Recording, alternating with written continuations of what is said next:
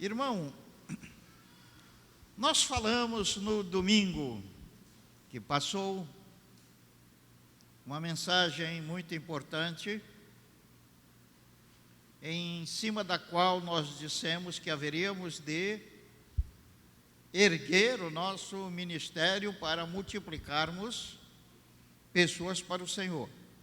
Então, aquela palavra ela foi importante e o irmão deve revê-la, porque ali está a base em cima do qual nós vamos trabalhar aqui na igreja. Mas ali nós falamos em conquista da vida abundante, conquista do reino dos céus. Mas até que cheguemos lá, há necessidade de termos uma caminhada que se dá no deserto. E no deserto, nós necessitamos de milagres. Se você vê o povo de Deus, ali no deserto, todos os dias havia milagres na vida deles. Todos os dias. E nós fomos chamados também para viver de milagres. Diariamente viver de milagres. Agora, para que o milagre aconteça, há uma parte nossa a cumprir. Até que atinjamos a vida abundante, precisamos viver embaixo de milagres. Muitos do povo de Deus morreram no deserto, porque não tomaram as medidas necessárias para viver embaixo de milagres. Então, é de suma importância o que você vai ouvir, para que você tome as medidas necessárias para viver diariamente em milagres. Nós precisamos diariamente da presença de Deus operando milagres na nossa vida. Se você olha para os crentes do Novo Testamento, ali no livro de Atos, permanentemente estavam ali vivendo embaixo de milagres. Irmãos, nós fomos chamados por Deus para manifestar a glória de Deus. Como foi dito no domingo passado, a glória de Deus somos nós. Se Deus nos perde, Ele perde a sua glória. E a glória é manifestada em nós. Jesus disse: eu sou a videira, vós os ramos. O fruto, que é a glória da videira, está nos ramos. E nós somos os ramos. Então nós fomos chamados para manifestar a glória de Deus.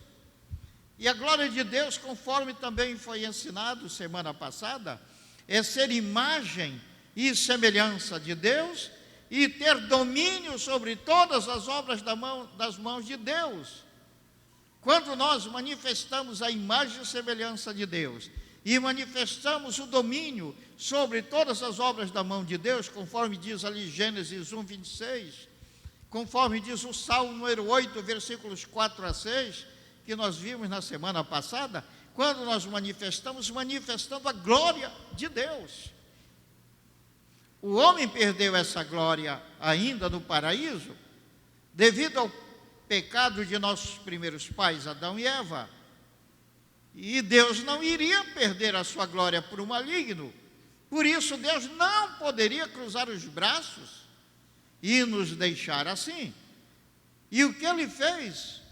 Ele deu o seu maior bem pela sua glória. Ele mandou o seu Filho amado Jesus nos recomprar para Ele e devolver para nós a glória de Deus. Por isso é que o Senhor Jesus disse: eu vim para que tenham vida e a tenham em abundância. Essa vida abundante é a glória de Deus. A Bíblia Sagrada, que é a palavra de Deus, diz que a manifestação dessa vida abundante depende, primeiramente, de um homem receber a Jesus como Salvador e Senhor, e a seguir alcançar amadurecimento espiritual e constituir nações espirituais para o Senhor, por meio de ganhar vidas e fazer discípulos. Você não manifestará a glória de Deus sem a conquista de nações espirituais para o Senhor. Agora, quando a gente fala assim, parece fácil conseguir isso. Porém, eu quero que cada irmão entenda que se trata de uma guerra que, embora seja chamada de guerra espiritual, ela envolve todo o ser do homem, envolve o espírito, envolve a alma, envolve o corpo. Não vou entrar em detalhes para explicar essa guerra, porque senão não há tempo. Outro dia falaremos. Mas dessa maneira, o Filho de Deus, nós que somos filhos de Deus, porque temos que viver em guerra, somos também guerreiros do Senhor, somos soldados do Senhor. Todos os filhos de Deus, conforme diz o apóstolo Paulo, somos soldados de Deus. E se não somos soldados para estar nessa guerra de conquistar uma nação espiritual para o Senhor, então não somos filhos também. Não seremos tratados como filhos. E enquanto a vida prometida, a vida abundante prometida não chega, o crente passa por um treinamento do Espírito Santo. E é um treinamento difícil. Não é assim que é treinado qualquer soldado. O treinamento de um exército qualquer é muito duro. Exatamente para que os soldados estejam bem preparados quando tiverem que se envolver na guerra, a fim de que os soldados permaneçam vivos e que também vençam a guerra.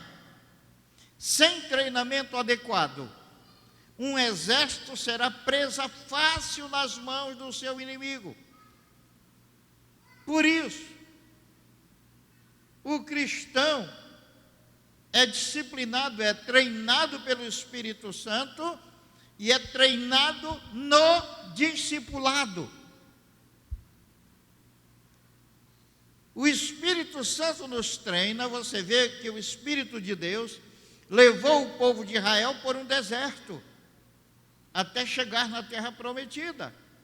Ali no deserto, o Espírito Santo estava treinando o povo de Deus. O Espírito Santo nos treina hoje por meio das dificuldades que a vida nos oferece.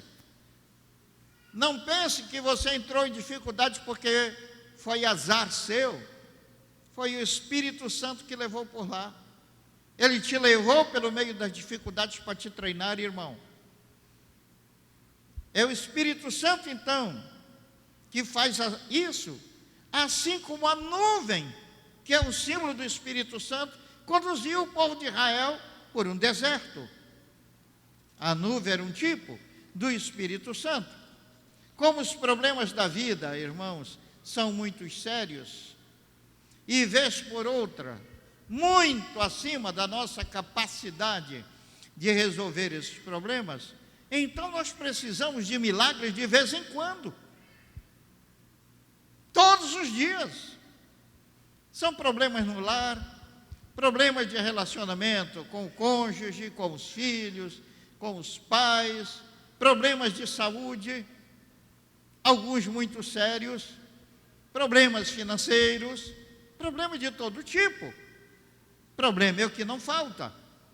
Portanto, até que chegue a vida abundante, simbolizada pela terra de Canaã, precisamos de milagres no deserto de nossas vidas, até atingirmos a vida abundante prometida.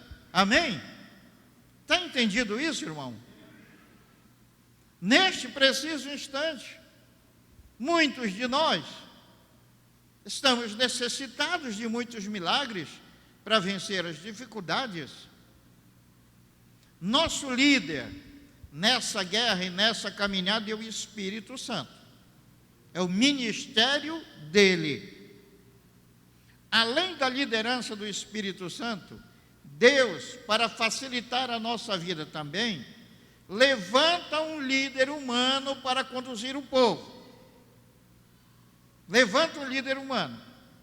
Moisés e depois sucedido por Josué, são tipos desses líderes levantados pelo Senhor para conduzir o povo,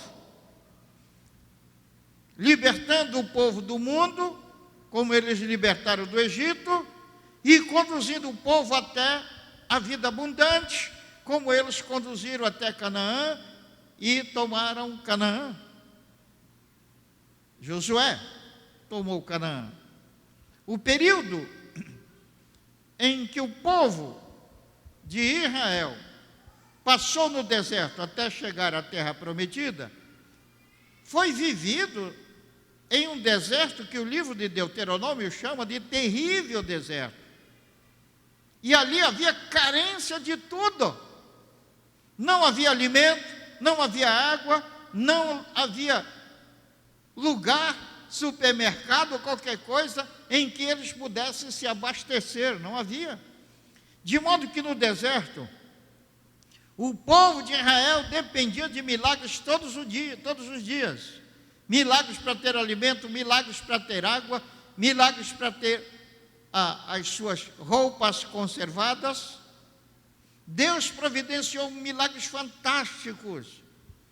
Deus não deixou que as roupas deles se rasgassem durante 40 anos. As sandálias das crianças foram crescendo nos pés das crianças. Deus fez, irmãos, que saísse água das pedras. Quando caísse pão do céu.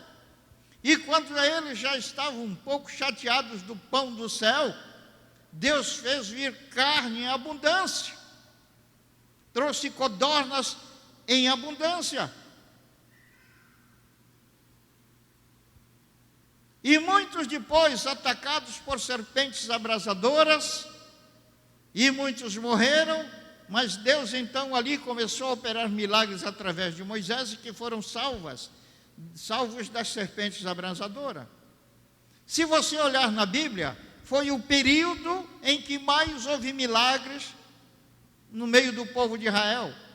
Foi o período do deserto. E é justamente o período também que há mais milagres em nossa vida. Justamente porque depois que nós entramos na vida abundante, não precisamos mais de milagres. Verificamos nos livros do Êxodo, no livro de Números e no livro de Deuteronômio, que os milagres de Deus aconteciam como consequência de atitudes tomadas pelo líder Moisés e tomadas pelo povo. E aí aconteciam os milagres. Observamos também, e agora eu vou pedir sua especial atenção para o que vou dizer, que quando o povo não tomava as atitudes corretas para obter o milagre, as pessoas eram destruídas. Todos os homens maiores de 20 anos que saíram do Egito morreram no deserto.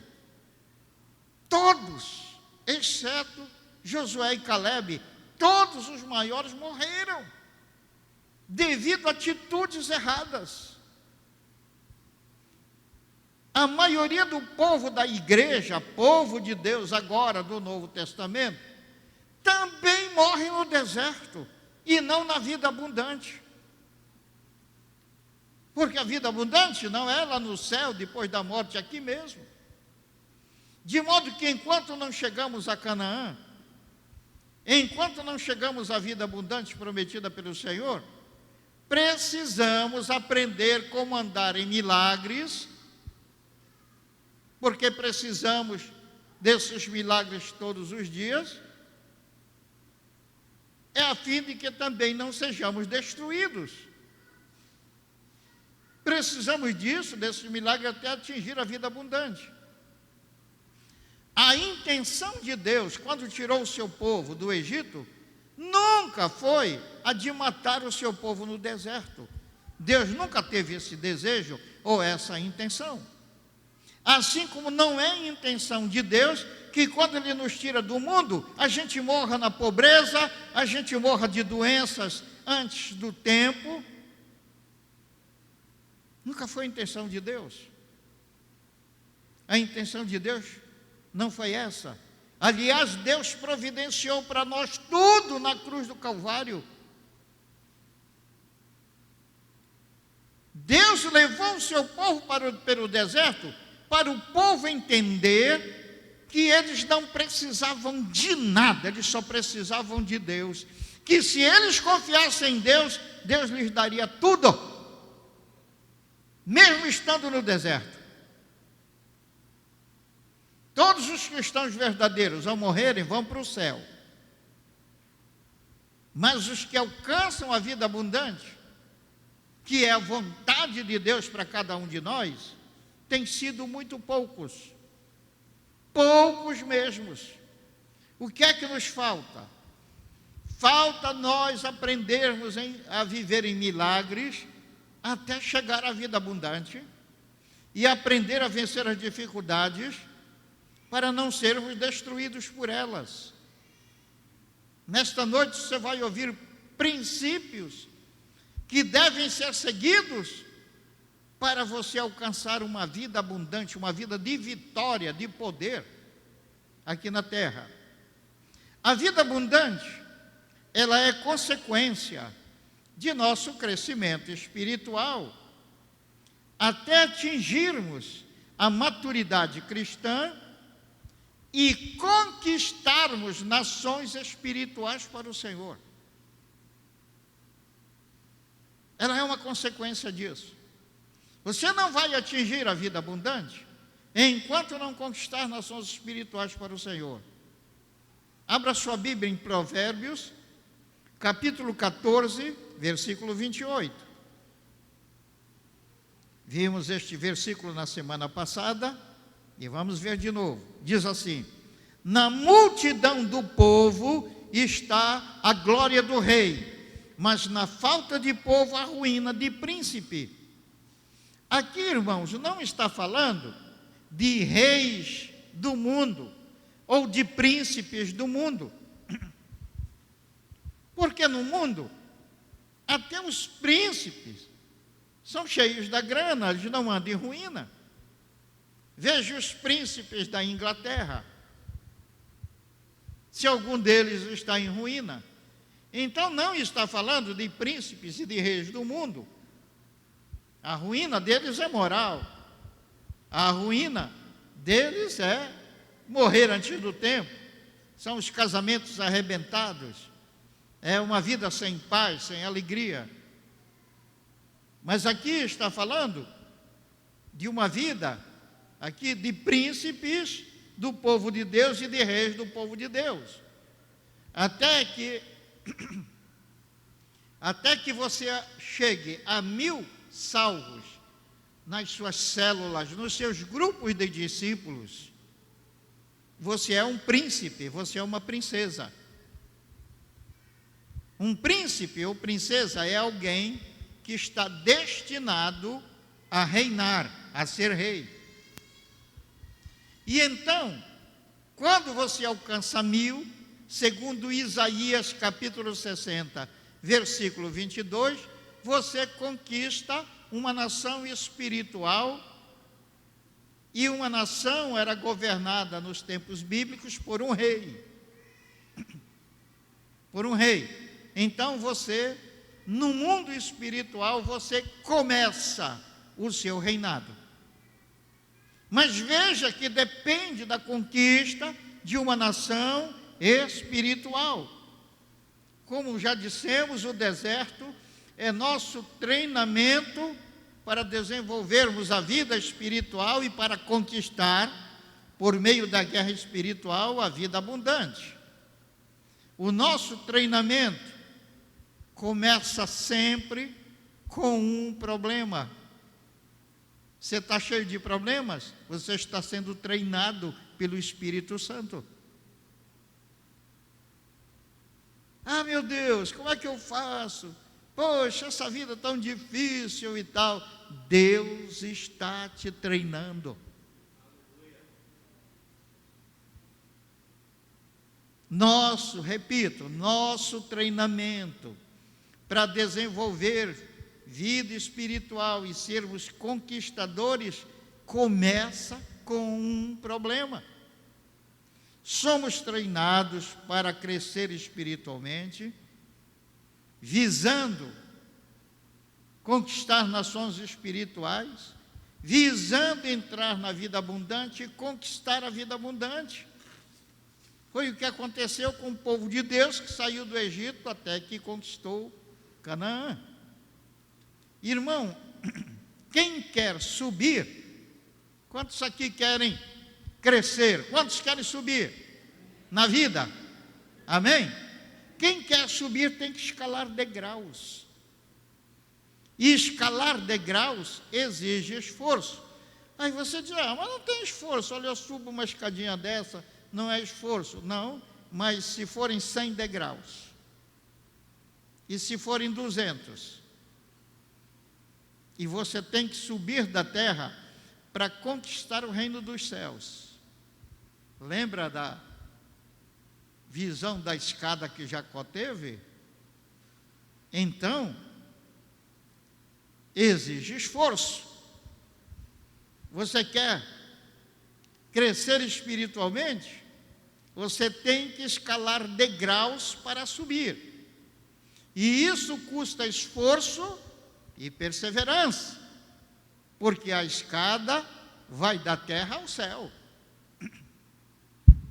Vamos então listar atitudes a tomar para você vencer os problemas, obter seus milagres diariamente e chegar até a vida abundante. Amém? Quantos trouxeram um caderno e uma caneta? Levante a mão. Irmão, nós na igreja somos discípulos. Discípulo é aluno. O que você acha de um estudante seu, um filho seu que é estudante? Você olha para ele, tu está indo para a escola, Manelzinho? Estou, sim, senhor pai. Cadê teu lápis, teu caderno, teu livro? Tu está indo mesmo para a escola? Aí sim Deus olha para nós, você está indo para a minha escola? Lá na igreja é a minha escola. Você vai aprender ali. Cadê o seu livro? A Bíblia Sagrada. Cadê o seu caderno? Cadê sua caneta? Amém? Então vamos ver essas atitudes a tomar para vencer os problemas e alcançar a vida abundante. Primeira atitude: ter como objetivo de vida conquistar uma nação espiritual e nunca perder esse foco. Ter como objetivo de vida conquistar uma nação espiritual. Qual tem sido o objetivo da sua vida? Eu quero ganhar dinheiro, eu quero isso. Isso é o prêmio que vem, irmão. Ter como objetivo de vida conquistar uma nação espiritual e nunca perder esse foco. O prêmio da conquista da nação espiritual é a vida abundante. É o suprimento para sobrar de todos os bens, seja na área material, seja na espiritual, irmão. Seja na área da alma, felicidade, paz, alegria. Muitos crentes não sabem nem sequer para onde estão sendo conduzidos. Graças a Deus você está nesta igreja. Não sei se você já agradeceu por isso, porque aqui você é ensinado o caminho que deve andar e para onde você está sendo conduzido pelo Espírito Santo. Porque quase sempre a maioria dos crentes não sabe, e não sabe disso porque seus líderes não sabem também. Muitos líderes do povo de Deus abrem a Bíblia semanalmente diante do povo, mas sem um projeto definido. Eles não sabem para onde conduzir o povo. O objetivo central da sua vida deve ser o de conquistar o reino dos céus. Reino de Deus. Veja essa distinção entre reino de Deus e reino dos céus. Reino de Deus é tudo o que está embaixo do governo de Deus. Amém? A terra inteira está embaixo do governo de Deus. Isso é o reino de Deus. Todos os seres humanos pertencem ao reino de Deus. Então, o reino de Deus é tudo que está embaixo do governo de Deus, é tudo que foi criado por Deus. Já o reino dos céus é a parte do reino de Deus que foi dada pelo Senhor a cada um dos salvos. Reino dos céus é a parte do reino de Deus que foi dada a cada um, que foi dado o reino a cada um dos salvos. Esse reino dos céus, ele está em nosso interior. Lucas 17, 21, Jesus diz: o reino de Deus está dentro de vós, mas a parte que está dentro de nós, para cada um, é o reino dos céus. Porque tem uma parte dentro de um, outra dentro do outro, outra dentro do outro. É o tudo de Deus dentro de cada um de nós, mas você tem aquilo que é seu e o seu vizinho tem aquilo que é dele. Então o reino dos céus está no nosso interior e ali ele está esperando que por meio de práticas espirituais, como ouvir, estudar e meditar na palavra de Deus para ganhar fé, orar para ganhar o poder de Deus, ganhar vidas e fazer discípulos para se identificar como filho de Deus, porque se você não procura ganhar vida e fazer discípulo, você não é considerado filho de Deus, para que assim então venhamos a trazer esse reino para nossas circunstâncias terrenas. Como é que nós vamos trazer esse reino? Estudar, meditar, ouvir, estudar e meditar na palavra de Deus, orar, ganhar vidas e fazer discípulos. De modo que dentro de você estão o Pai, o Filho, o Espírito Santo, como também estão nações espirituais, como também está o reino de Deus, a vida abundante. E você precisa trazer tudo isso para as suas circunstâncias. Você diz, inclusive Deus. A Bíblia fala que dentro de determinadas pessoas o Espírito Santo está ali apagado. Então nós temos que acionar, colocar em ação o Espírito Santo para ele operar em nós e através de nós. Reino dos céus é chamado assim porque ele é tomado por esforço nas práticas espirituais.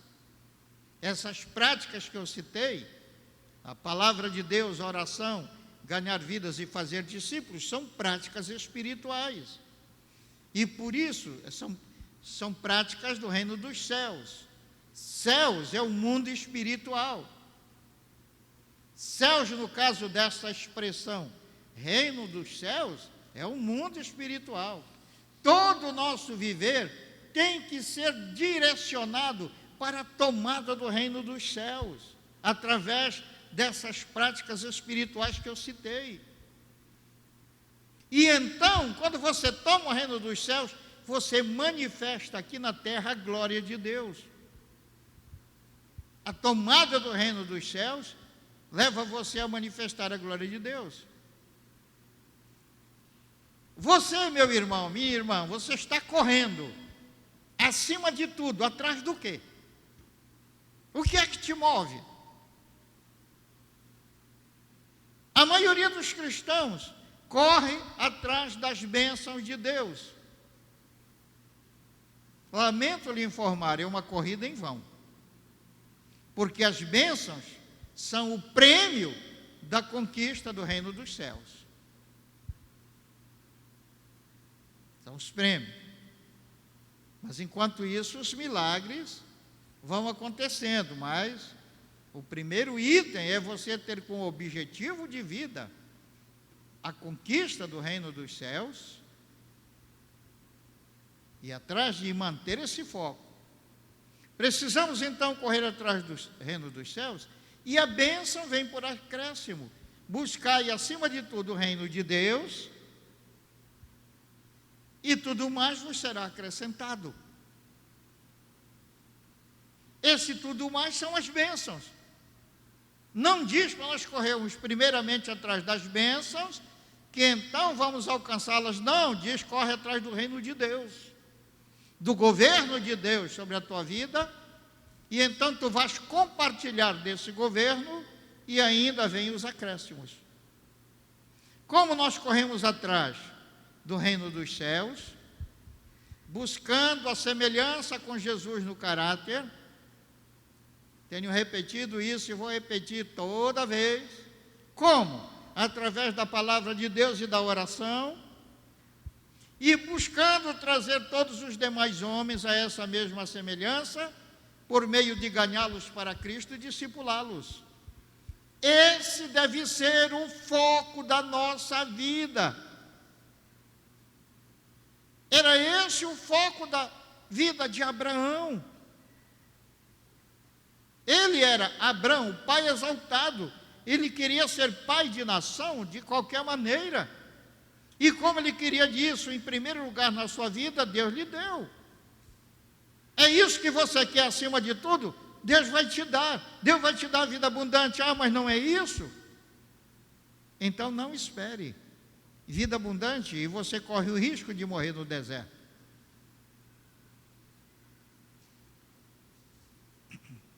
Segunda atitude a tomar para vencer problemas e alcançar vida abundante: decida nunca se acomodar na derrota.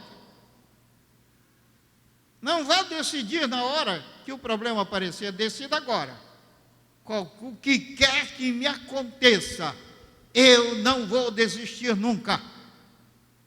Eu não vou morrer na pobreza, eu não vou morrer na doença, eu não vou morrer com meu lar fracassado, eu não desisto. Tome essa decisão de nunca desistir.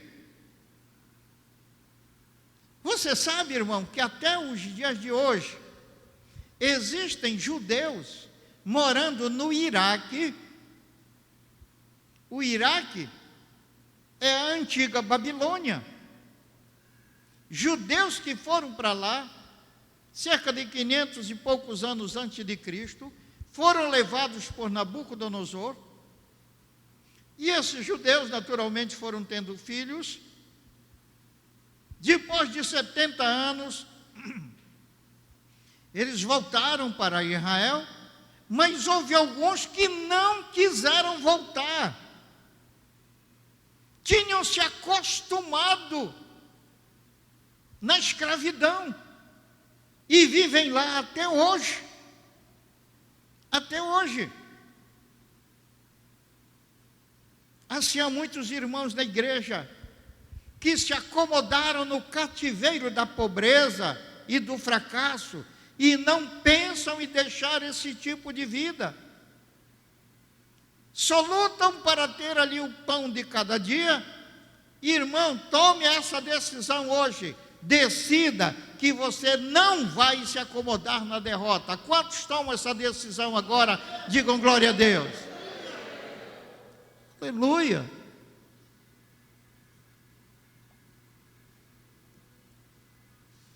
Paulo disse: e não vos conformeis com este século. Não te acomoda, com esse mundo se acomoda. Esse mundo se acomoda no fracasso, na derrota. Isso não é para nós, povo de Deus. Terceira atitude a tomar para vencer problemas e alcançar a vida abundante: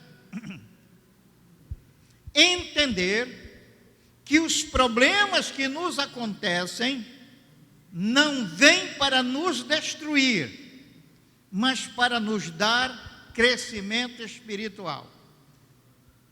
Entenda que os problemas que acontecem com você não são para destruir você, são para dar crescimento espiritual.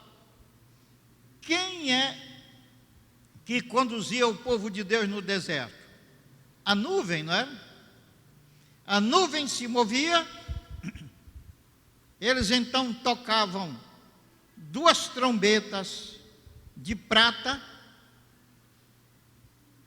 Eles tinham 2 trombetas de prata que tocavam e o povo avançava. Essas 2 trombetas de prata que tocam, o povo avança, é o Velho Testamento e o Novo Testamento. A nuvem é o Espírito Santo. Então, irmãos, precisamos entender que assim como o Espírito Santo conduziu o povo no deserto, é o Espírito Santo que nos conduz agora no meio das nossas dificuldades.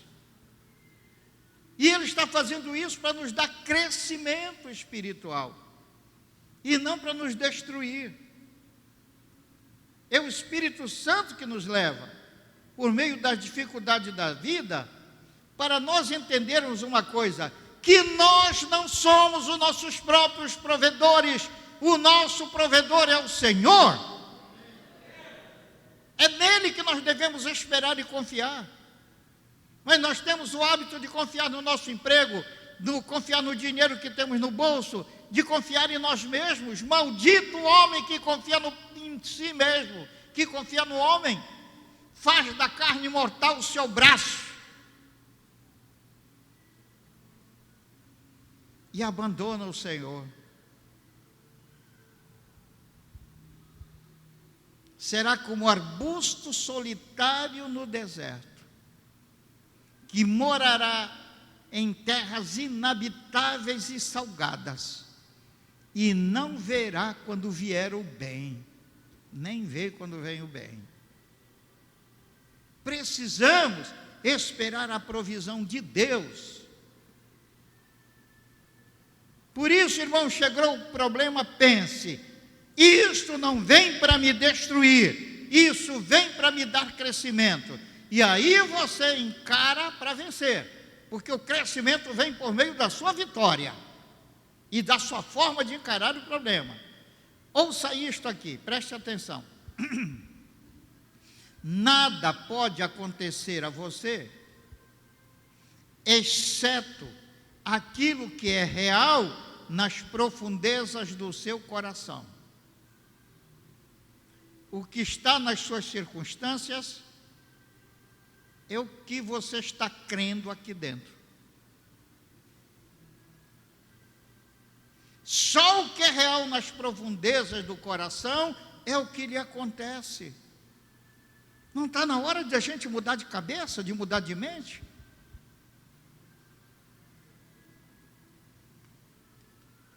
Irmão, aí chega um e diz: poxa, essa menina é feia. Olha, não é você não, eu estou fazendo de conta para cá. Essa menina é feia. Outro vem e diz: não, ela é bonita. É a pergunta que eu faço: quem foi que fez aquela moça?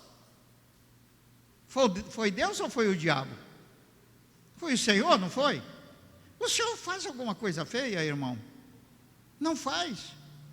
Mas as próprias pessoas começam a se enxergar como feias, como pessoas fracassadas. Está na hora de mudar a cabeça. Foi Deus que fez você, e Ele só faz o que é bom, só faz o que é bonito. Amém? Então, quando você olhar aquela cara de manhã lá no espelho, dizer: ei, bonitão, ó bonitona, amém?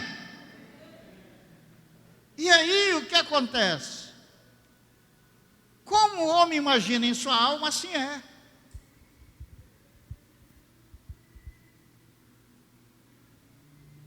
Quantos homens e mulheres que aparecem aos olhos das pessoas como feios, estão casados com pessoas que aos olhos dos homens parecem bonitas.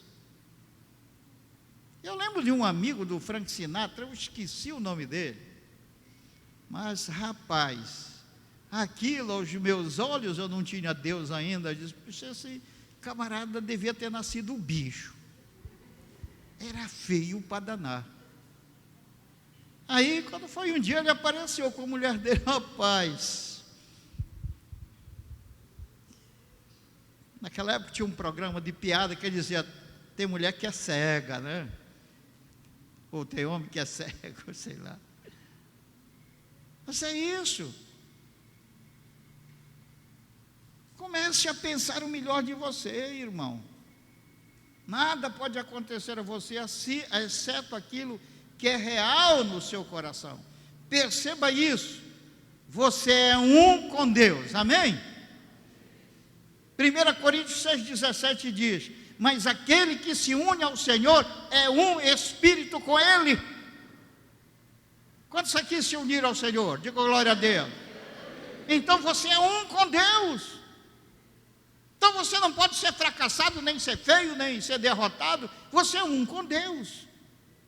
Ah, apóstolo, mas eu cometi um pecado terrível, como Deus pode estar comigo? Olhe para o povo de Deus no deserto, cometeram pecados horrorosos e por acaso Deus os abandonou? A nuvem que há na frente do povo, quando o povo se movia, e que cobria o povo quando o povo parava, porventura essa nuvem deixou o povo de Deus? Nunca. A nuvem era o tipo do Espírito Santo, o Espírito de Deus nunca vai te abandonar, meu irmão. Moisés percebia isso, que Deus era com ele. Uma vez Deus disse para ele, muito bem, esse povo é muito rebelde, eu vou mandar o meu anjo contigo. Diz, de jeito nenhum, se o senhor não for comigo, eu não vou. Não arreda o pé daqui. E Deus foi com ele pelo deserto. E sabe de uma coisa? Deus não pode deixar o homem, Deus não pode deixar o homem, sabe por quê? Porque o homem é a expressão de Deus. Como Deus vai deixar a sua própria expressão? Não pode. Então sempre pense, o Senhor está comigo, e se o Senhor está comigo, sua abundância também está. Deus não pode se apartar da sua abundância. Deus não pode se apartar da sua abundância. Irmão, então, assim como Ele não se aparta da sua abundância, Ele não se aparta da sua expressão, que é você. Então sempre pense, o Senhor está comigo, Ele está sempre comigo, e se o Senhor está comigo, sua abundância também está. Creia nisso e peça o milagre, assim fazia Moisés, e o milagre vai acontecer. E você sabe que não há limites para o que Deus pode fazer. Tiago, irmão de Jesus, disse que devemos ter por motivo de toda alegria o passarmos por várias provações. Porque essas provações são o nosso treinamento para conquistar um caráter perfeito e íntegro e nada deficiente. E quando alcançamos um caráter assim, então Deus nos entrega a vida abundante. E até lá, vamos vivendo em milagres. Se o problema chega e você pensa, Senhor, essa dificuldade é tão grande para mim, tenha misericórdia de mim. Você está tendo um pensamento errado.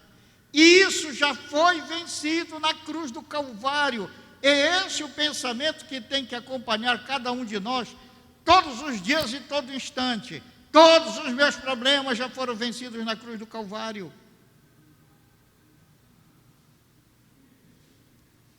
Irmão, se você não crê que o seu problema já foi vencido na cruz, essa dificuldade não vai sair da sua vida até destruir você. Por isso, entenda que o problema não vem para nos destruir, mas vem para nos dar crescimento espiritual. Amém? Quarta atitude a tomar para vencer o problema e alcançar a vida abundante: não tema o problema, mas creia que ele já foi vencido, e creia que tudo já é seu. Não tema o problema, creia que ele já foi vencido, e creia que tudo já é seu. O temor dá poder ao problema sobre você. Jó disse: o que eu temo vem sobre mim, o que eu receio me acontece. Por isso não tema o problema, ao contrário, chegou o problema, creia que ele já foi vencido na cruz. E aí começa a batalha de fé para a vitória. A batalha de você se enxergar em vitória naquela situação, sobre aquele problema. É preciso encarar qualquer problema com a disposição de que Deus em você é maior do que tudo que há fora de você. É maior do que tudo, que qualquer coisa que você vai enfrentar. Você já recebeu a Jesus, Deus está dentro de você e Ele é maior que tudo. É por isso que 1 João 4,4, o evangelista João diz: maior é aquele que está em vós do que aquela que está no mundo. Se você enfrenta o problema com essa disposição, você não vai ficar com medo do problema. O que João está nos dizendo é que dentro de nós está o maior poder do universo, Deus. Deus está em você e o problema está no mundo. Quem é maior, Deus ou os problemas? Maior é aquele que está em você do que os problemas do mundo inteiro. 1 João 5,4 diz: todo que é nascido de Deus vence o mundo. Quantos aqui nasceram de novo, nasceram de Deus? Você tem o potencial para vencer o mundo. Pode se levantar um mundo contra você. Quer um exemplo? Olha o Bolsonaro, sozinho. Quem o derruba?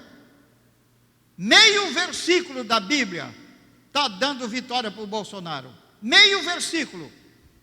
E conhecereis a verdade vos libertará. Todo mundo contra ele, todos. Um monte de bandido querendo roubar, assaltar a nação, querendo escravizar a nação. E isso que está acontecendo aí, de a gente ficar dentro das casas, é por conta disso. Porque enquanto a gente fica preso por conta disso, os governadores não precisam fazer licitação para as obras do governo. O que é licitação? O governo precisa fazer ali aquela estrada para Iquaraci. Então, o governador convida as várias empresas a que oferecer preço menor e as melhores condições para a construção, é essa que ele contrata. Mas quando não há licitação, não estou dizendo que o governador aqui faz isso, mas pode fazer.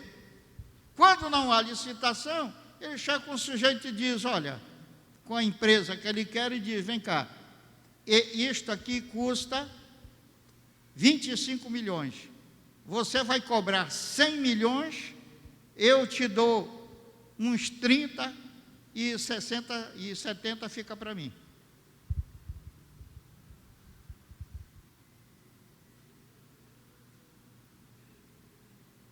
Irmãos, Deus já nos deu, por meio de recebermos Jesus como nosso Salvador e Senhor, Ele já deu para nós o domínio sobre as circunstâncias. Nossa batalha é para trazer esse domínio para fora de nós. Mas não tenha medo, que o Todo-Poderoso está dentro de você, amém? Se você permanecer na atitude de fé, você vai acabar vencendo. Esta é a vitória que vence o mundo. A nossa fé vence o mundo. O que fez Moisés para obter os milagres que ele precisava para ele e para o povo? Moisés disse para o Senhor: se o Senhor não for conosco, não nos tires daqui. E Deus então diz que é com Moisés e com o povo. Ora, se Deus estava com eles, a abundância de Deus, embora eles não enxergassem, mas a abundância estava com eles. Porque Deus não se separa da sua abundância, mas Moisés sabia disso. O povo não sabia, mas Moisés sabia. Moisés sabia. Por isso os milagres aconteciam. Olha o que diz o capítulo 12 do livro do profeta Oséias.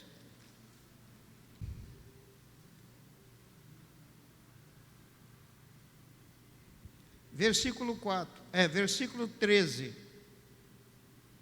Mas o Senhor, por meio de um profeta,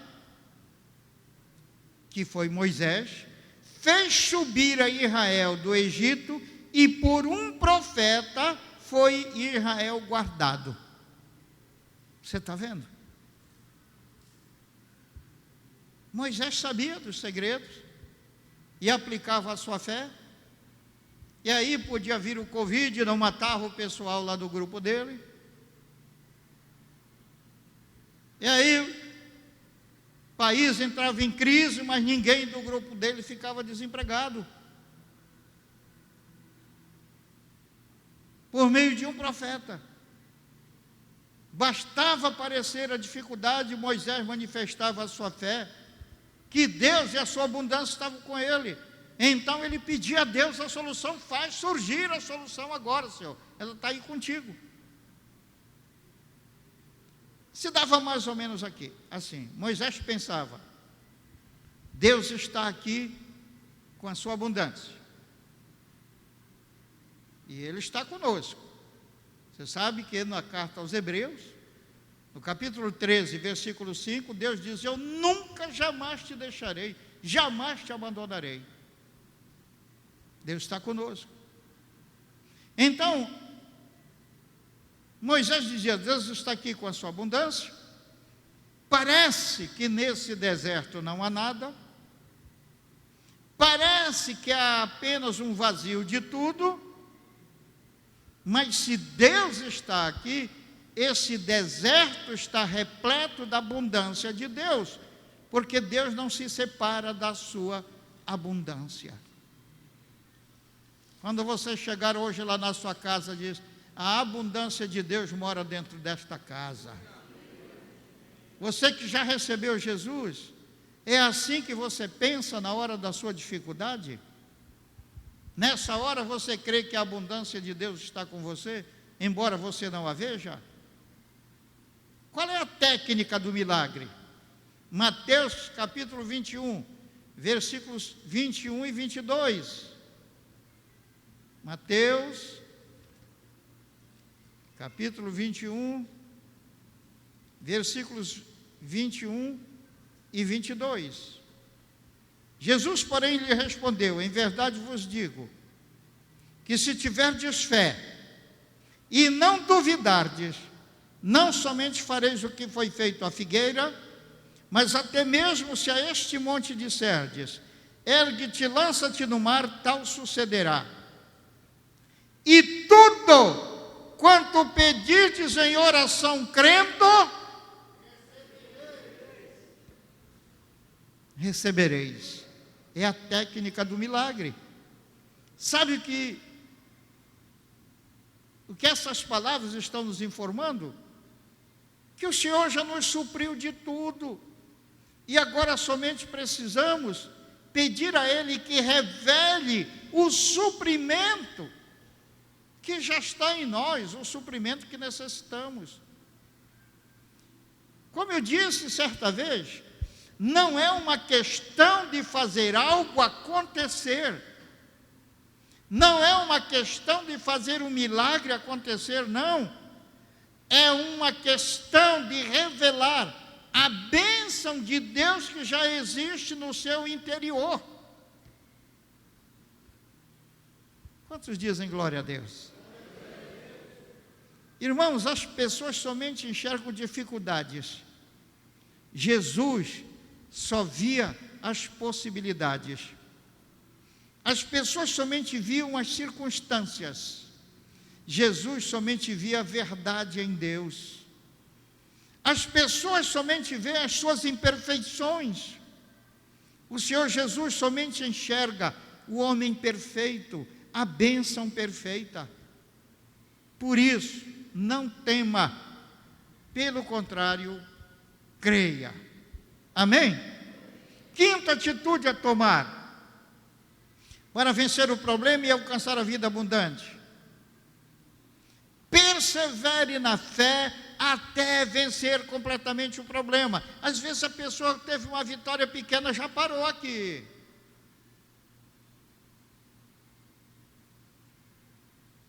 Pode ser assim, irmão. A perseverança tem um componente de vitória em si mesma. Toda pessoa que persevera, vence.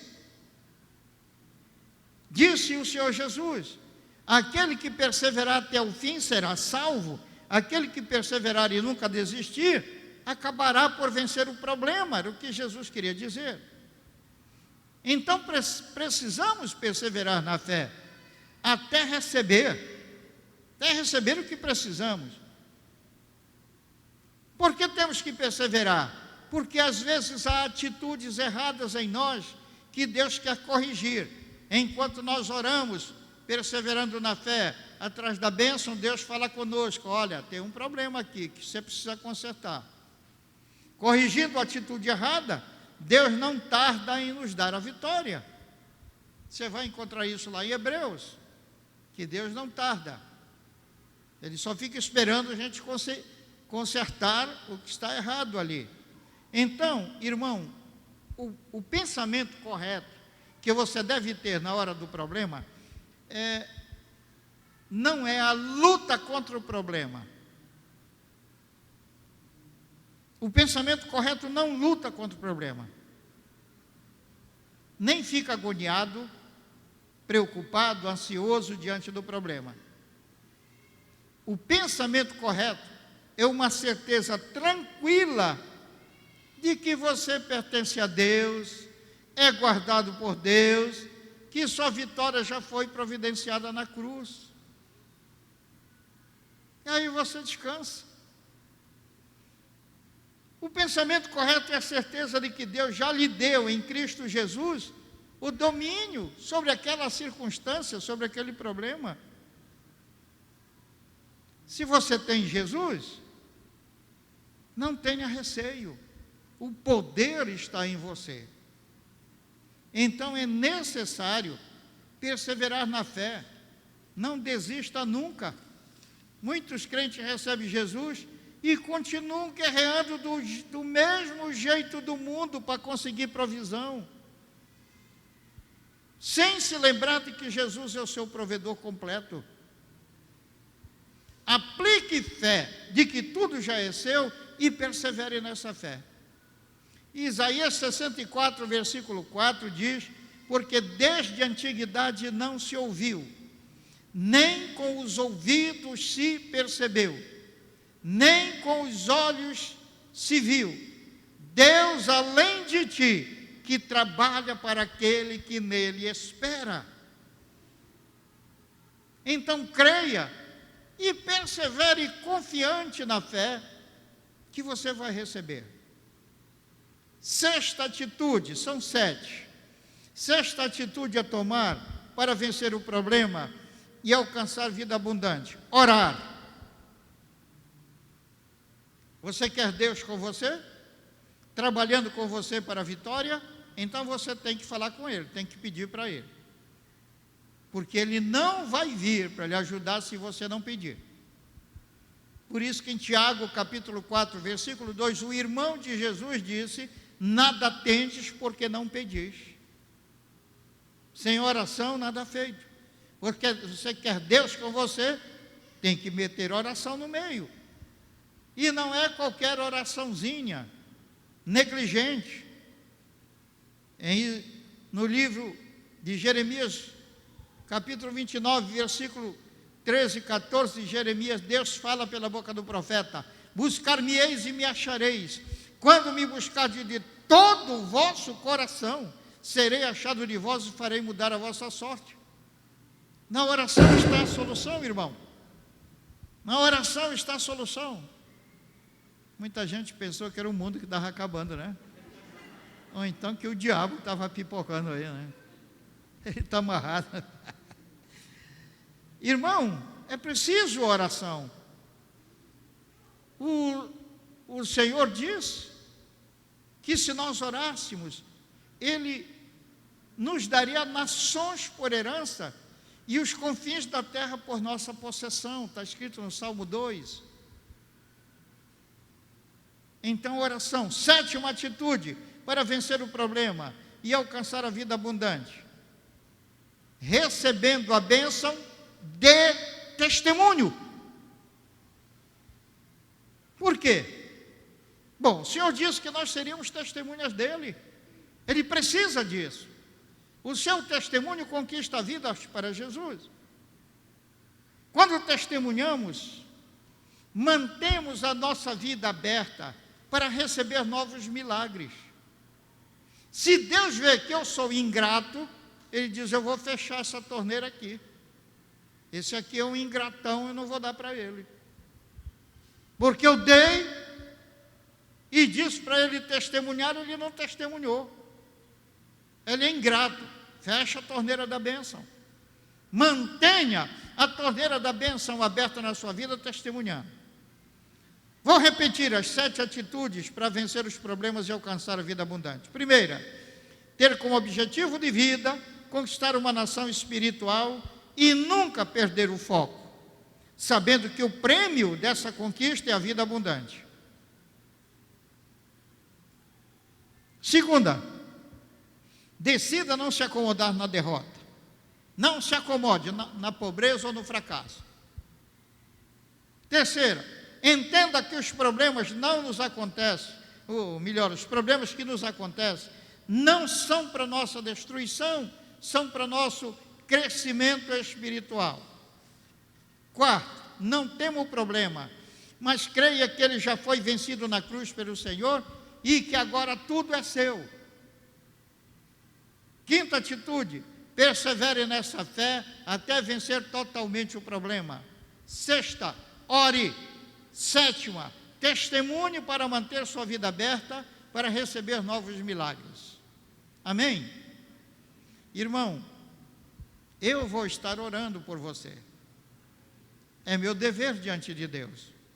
O profeta Samuel disse que ele nunca deixaria de orar pelo seu povo, nem de ensinar o caminho bom e perfeito. E é o que eu sempre procurei fazer com cada um de vocês. Eu estarei orando para que você coloque em prática esses princípios espirituais, para que você conquiste a vida abundante.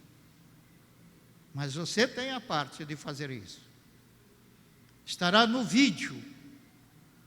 No domingo, isso aí vai ser repetido nos lares e vai ficar no vídeo, esta mensagem. Amém? Agora eu quero saber se nós temos aqui alguém que ainda não recebeu a Jesus como Salvador e Senhor. Porque começa por aí. Ninguém vai levar vida abençoada na terra, e muito menos ir para o céu com o Senhor, sem ter Jesus como Senhor e Salvador da sua vida. Então, se tem aqui alguém que quer receber a Jesus como Salvador e Senhor, ou se reconciliar com o Senhor, venha aqui que eu quero orar por você. Também, se nós temos aqui pessoas que entraram aqui doentes, querem ser curadas, a igreja é lugar de cura. Assim como seria um crime fechar hospitais nessa época dessa pandemia, é um crime fechar as igrejas, porque a igreja cura mais do que o hospital. Então venham até aqui.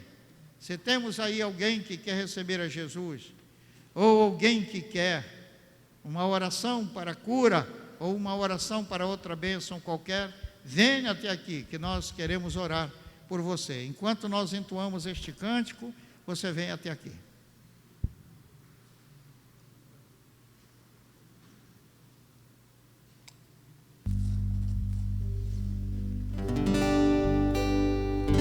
Como Zaqueu, quero subir o mais alto que eu puder, só pra te ver, olhar para ti e chamar sua atenção para mim. Eu preciso de ti, Senhor. Aleluia. Eu Venha até preciso Jesus. de ti, ó Venha buscar a sua bênção. Pai.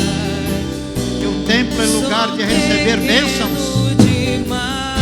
receber a salvação, libertação, cura, solução. Largo tudo pra ti. Jesus é o Salvador do mundo, é o solucionador dos problemas do mundo. Aqui é Ele que cura, que salva, que abençoa.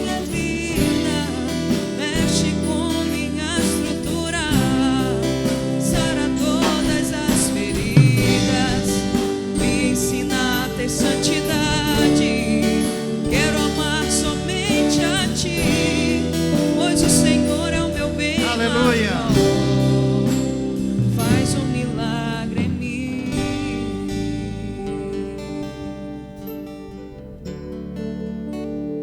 Aleluia. Eu quero primeiramente orar por você que quer receber a Jesus como Salvador e Senhor. Depois eu oro pelas outras necessidades. Temos aqui alguém que queira receber a Jesus ou se reconciliar? Levante sua mão, por favor.